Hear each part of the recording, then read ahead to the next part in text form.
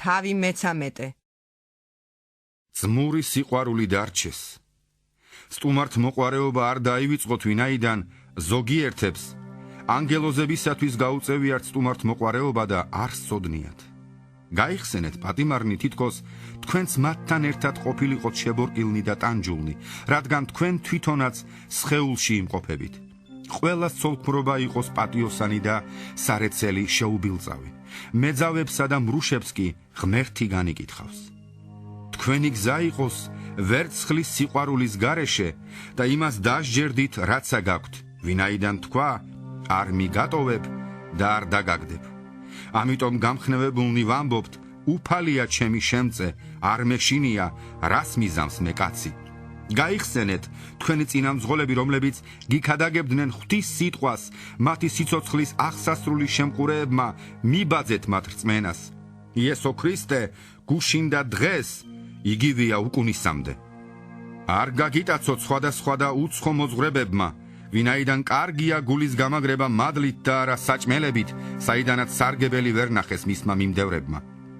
ჩვენ გვაქვს სამსხვერპლო, საიდანაც ჭამის უფლება არა აქვთ კარვის მსახურთ. ვინაიდან ცხოველთა გვამებს, რომელთა სისხლი ცოდვათათვის შეაქვს მღვდელმთავარ წმიდაში, ბანაკს გარეცვავენ. ამიტომაც იესოც, რათა განეწმიდა ხალხი თავისი სისხლით, კარიბჭის გარეთ იტანჯა. მას გავიდეთ მასთან ბანაკის გარეთ და ვიტვირთოთ მისი შეურაცხყოფა. ვინაიდან არ გაგვაჩნია აქ მუდმივი ქალაქი, არამედ მომავალს ვეძებთ.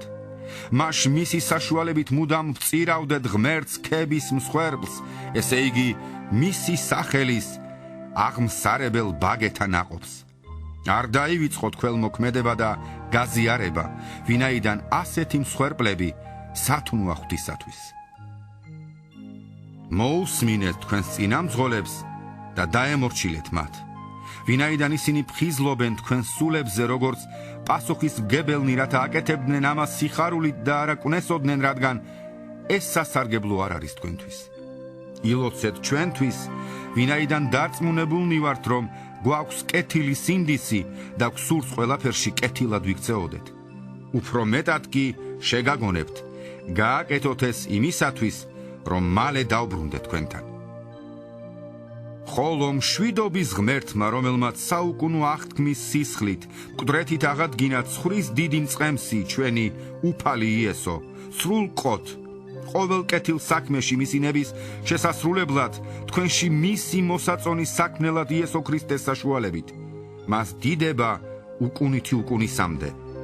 ამინ. გთხოვთ ძმებო, შეიწყნარეთ ეს დარიგების სიტყვა, რადგან მოკლედ მოგწერეთ თქვენ.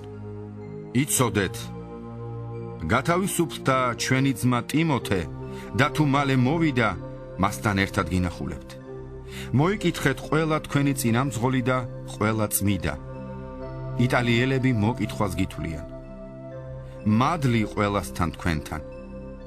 ამინ.